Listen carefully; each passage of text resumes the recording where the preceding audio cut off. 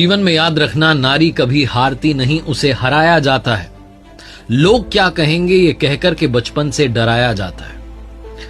आज आप जब स्कूल में पहुंचते हैं तो good morning sir, good morning ma'am कहते हैं, लेकिन आज मैं जिनके बारे में बात करने जा रहा हूं, अगर वो नहीं होती तो शायद आप सिर्फ गुड मॉर्निंग सर ही कह रहे होते, क्योंकि मैम होती नहीं। भारत की पहली महिला शिक्षिका सावित्री बाई फुले जी के बारे में आज के इस वीडियो में बात करते हैं। मेरा नाम है आरजे कार्तिक, आप देख रहे हैं लर्निंग सीरीज सीखोगे नहीं तो जीतोगे कैसे। 1831 का साल था, जनवरी का महीना, 3 तारीख, जन्म हुआ सावित्री बाई फुले जी का, जो कि देश की पहली महिला शिक्षिका बनी। महाराष्ट्र के पुणे में एक दलित परिवार में उनका जन्म हुआ। उनके फादर का नाम खंडोजी नेवसे था और माताजी का नाम लक्ष्मीबाई था। मात्र 9 साल की उम्र में उनकी शादी करा दी गई। उनके बचपन का एक किस्सा है कि वो अंग्रेजी किताब को पढ़ने की कोशिश कर रही थी। उनके पिताजी खंडोजी ने देख लिया और वो किताब के पन्ने फाड़ करके फेंक दिए और उन्हें समझाया कि बेटा, हम जिस जाति में पैदा हुए हैं, हमें पढ़ने लिखने का अधिकार नहीं है। तब से सावित्री बाई के मन में शिक्षा को लेकर के एक नई आग जल चुकी थी। वो चाहती थी कि बहुत पढ़ूं और बाकी जितनी मेरी साथ की बालिकाएं हैं, बच्चियां हैं, उनको भी पढ़ाऊं। इसी थॉट के साथ में वो ससुराल में पहुंच चुकी थी, जिनसे उनकी शादी हुई, जिन्हें बाद में महात्मा की उपाधि मिली, ज्योतिराव फुले जी। ज्योतिबा, जब उन्हें मालूम चला कि उनकी पत्नी जो है पढ़ना लिखना चाहती हैं, तो उन्होंने भी उनका साथ दिया। अब घर में तो पढ़ा नहीं सकते थे क्योंकि माहौल ऐसा नहीं था, तो खेत में जहां ज्योतिबा काम करते थे, जब सावित्री जी पहुंचती थी खाना लेकर के, तो तब उन्हें दिन में पढ़ाते थे। लेकिन ये बात कितने समय के लिए छुपती। जैसे ये बात घर वालों को, ससुराल वालों को मालूम चली, दोनों को घर से बाहर निकाल दिया गया। इनकी जीवन यात्रा एक अद्भुत यात्रा है और आज 5 लर्निंग नहीं, बल्कि सिर्फ एक बात सिखाना चाहता हूं इनकी कहानी को सुना करके, कि जीवन में जो आप ठान लें उसे कर सकते हैं। बस शर्त यह है कि क्या आप वाकई में उस मंजिल तक पहुंचना चाहते हैं। तो आइए सावित्री बाई फुले जी की कहानी को आगे बढ़ाते हैं। ससुराल वालों ने घर से बाहर निकाल दिया था, घर तो छोड़ दिया था, लेकिन इस कपल ने, इस दंपत्ति ने समाज कल्याण के काम नहीं छोड़े थे। ज्योतिबा के मित्र थे उस्मान शेख, उनके घर में इन्होंने शरण ली। उस्मान शेख की जो बहन थी फातिमा शेख, वो सावित्री बाई की अच्छी मित्र बन गई और बातों बातों उन्होंने बताया कि मैं भी पढ़ना चाहती हूं, शिक्षा के क्षेत्र में आगे बढ़ना चाहती हूं। तो दोनों ने साथ में पढ़ाई पूरी की और उसके बाद में जब 17 साल की उम्र थी सावित्री बाई की, तो वो चाहती थी कि बालिकाओं के लिए एक स्कूल खोला जाए। 17 साल की उम्र आज के जमाने में वो उम्र है जब काफी बच्चे अपनी पढ़ाई पूरी करने के आसपास होते हैं, 12th तक पहुंच चुके होते हैं। लेकिन उस उम्र में ये टीचर बनना चाह रही थी, बाकी बच्चियों का भी भविष्य सुधारना चाहती थी।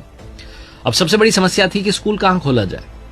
इतने संसाधन नहीं थे, इतने पैसे नहीं थे, तो फातिमा शेख के घर में ही स्कूल खोला गया। 1848 में पहला स्कूल खोला गया और 1851 आते आते 3 स्कूल और खोले जा चुके थे और 150 बालिकाएं इनके स्कूल्स में शिक्षा ग्रहण कर रही थी। एक अलग रास्ते पर चल चुकी थी सावित्री बाई फुले, अपने पति, अपनी दोस्त की मदद से। बताया जाता है, कहा जाता है कि जब ये स्कूल पढ़ाने के लिए जाती थीं, तो बाकी समाज के लोग, जिनको अच्छा नहीं लगता था कि भाई पिछड़े वर्ग के लोग भी पढ़ रहे हैं, बच्चियां पढ़ रही हैं, क्योंकि महिला शिक्षा के बारे में कोई बात करता नहीं था, तो इन पर सड़े टमाटर फेंके जाते थे, कीचड़ उछाला जाता था, स्कूल जाते आते साड़ी गंदी हो जाती थी।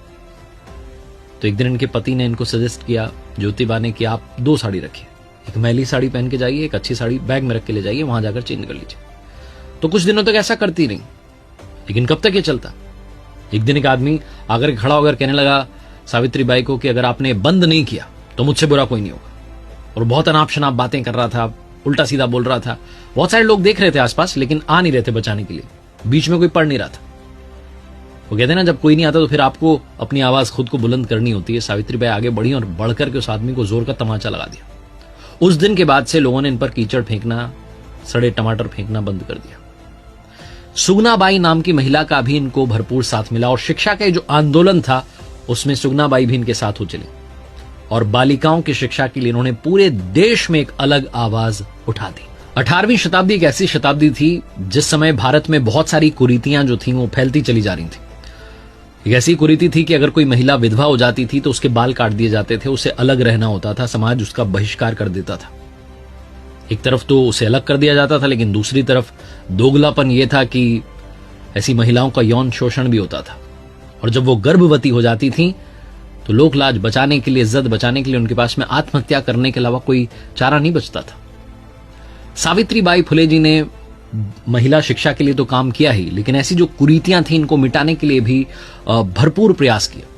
चाहे वो छुआछूत की हो, सती प्रथा हो, बाल विवाह, विधवा विवाह निषेध, ऐसी बहुत सारी कुरीतियां थी जिनको खत्म करने के लिए सावित्रीबाई फुले जी ने काम किया। जिस सोसाइटी से उन्हें ताने सुनने को मिल रहे थे, उसी सोसाइटी की महिलाओं को बचाने के लिए उन्होंने जी जान एक कर दी। एक दिन एक विधवा महिला जो थी वो गर्भवती हो चुकी थी और इसी डर से, लोकलाज के डर से, वो इज्जत बचाने के डर से आत्महत्या करने जा रही थी।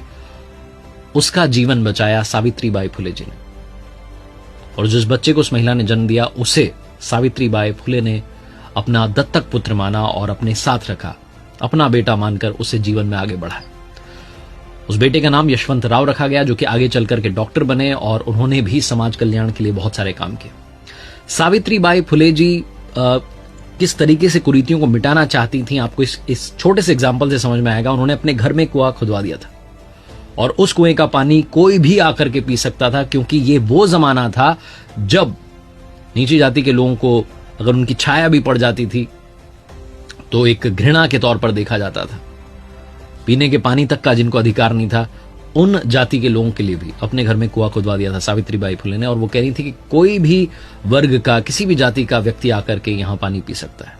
तो समाज के बीच में जो दरारें थीं, जो खाई थी, उसे मिटाने का काम किया सावित्रीबाई फुले जी ने और उनके पति महात्मा ज्योतिराव फुले जी ने। समाज कल्याण के काम लगातार सावित्रीबाई फुले करती चली गई।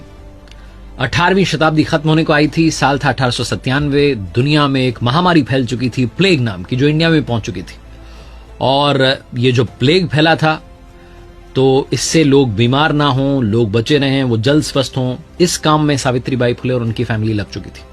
सावित्रीबाई के जो बेटे थे यशवंत राव, जो कि डॉक्टर बन चुके थे, उन्होंने क्लिनिक इसी काम के लिए खोल दिया था।